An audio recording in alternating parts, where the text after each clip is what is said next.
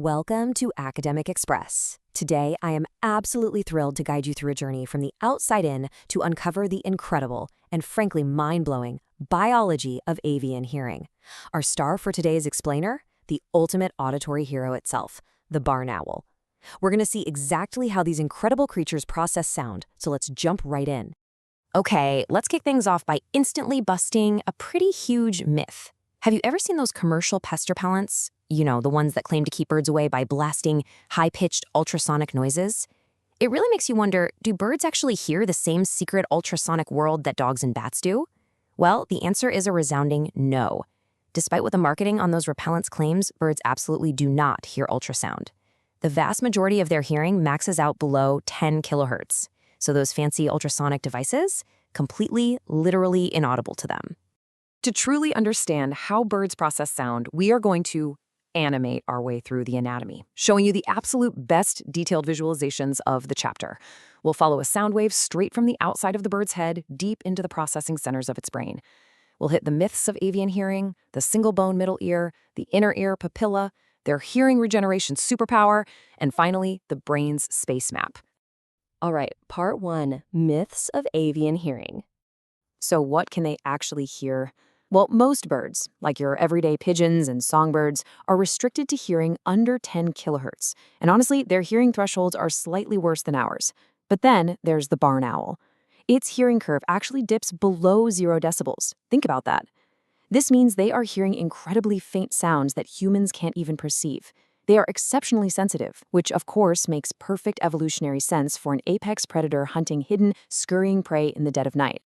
Moving right along to part 2, the single bone middle ear. As sound actually hits the bird, it runs into anatomy that is radically different from our own. Mammals rely on complex outer pinna, those fleshy sculpted flaps on the sides of our heads, to catch and filter sound. We've also got 3 tiny middle ear bones and a heavily coiled cochlea. But the avian ear? No external pinna whatsoever. Why? Well, birds generally have very small heads, and the low-frequency sound wavelengths they hear are just too large for a tiny ear flap to do any good. The one major exception is, again, our hero, the barn owl. It uses highly specialized facial ruffs made of feathers to act like a giant satellite dish, funneling sound inward. Deep inside, instead of our complex 3-bone setup, birds rock this beautifully simple piston-like device. The eardrum, or tympanum, attaches directly to just a single bone called the columella. This then connects back to the eardrum through a flexible cartilaginous structure called the extracolumella. It's a remarkably sleek system for transferring acoustic energy straight into the fluids of the inner ear. And it is an absolute mechanical game changer. See, sound moving through the air has very low pressure, but the inner ear is filled with dense fluid.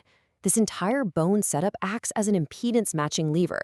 It massively boosts the physical force of that sound wave, so it has the sheer power to push through the inner ear liquid. Without this clever mechanical lever amplifying things, the bird's inner ear would be about 40 decibels less sensitive. Which perfectly brings us to part 3, the inner ear papilla. We're riding that amplified pressure wave directly into the bird's straight basilar papilla. Inside are thousands of mechanosensitive hair cells. And get this. They're divided into tall and short types, which is a stunning example of evolutionary convergence with mammals. The tall hair cells sit on the edge to send signals to the brain, but the short hair cells, they're wild. They actually receive signals from the brain, but they don't send sound signals back.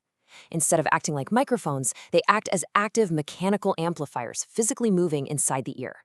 Now imagine this structure like a piano keyboard, where different physical spots map to different frequencies, a tonotopic map. Most birds have a pretty standard, evenly spaced keyboard. But the barn owl dedicates a massive half of its entire inner ear just to the highest pitches in its hearing range, between 5 and 10 kilohertz. This creates an auditory fovea. Just like the visual fovea in your eye gives you sharp focus, this huge neural real estate is hyper-optimized for hearing the high-frequency rustling of prey in the dark. Let's hit part 4, their hearing regeneration superpower. Unlike the mechanical structures we just talked about, this next part is a straight-up biological superpower, and it's something human medicine is absolutely desperate to replicate. If you or I damage our hearing at a loud concert or just from getting older, our hair cells die permanently. We suffer permanent deafness. Birds simply don't have this problem. They just hit reset. If damaged, surviving supporting cells in their ear will rapidly divide or transform into brand new hair cells. The neural connections hook back up, the overlain membrane is replaced, and their hearing is back to near normal within just a few weeks. The result? A near total absence of age-related hearing loss. They can get to a ripe old age and still hear a pin drop.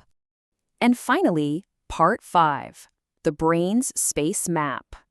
So birds obviously can't rely on vision to figure out where a sound is coming from in pitch-black darkness. Their brains have to do some intense computation using indirect acoustic cues. One of the biggest tools in their arsenal is interaural time difference, or ITD. It's the incredibly minute delay between a sound hitting the left ear versus the right ear. The brain calculates that microsecond delay to figure out exactly where the sound is on the horizon. And incredibly, they don't just listen for the start of the sound. They track the microscopic ongoing peaks and valleys of the actual sound wave in real time. The barn owl achieves this computational magic using a wild neural circuit in its brainstem made of delay lines and coincidence detectors. Basically, the signals from the two ears travel down separate neural paths of slightly different physical lengths. They trigger specialized detector neurons only when the signals crash into each other at the exact same sub-millisecond moment. The owl is quite literally building a physical map of physical space in its midbrain using the fabric of time. It's just phenomenal. So, as we wrap up this explainer, marveling at the barn owl's biological space map, that perfectly custom auditory fovea, and its genius single-bone middle ear, it leaves us with one highly provocative question. If birds have naturally figured out how to completely regenerate their hearing, dodge age-related deafness altogether, and map their world with such sub-millisecond precision, how long until human medicine finally unlocks those exact same genetic secrets? Just imagine a world where permanent hearing loss is a thing of the past, all thanks to studying the biology of the avian ear. Thank you so much for taking this incredible journey with me today on Academic Express.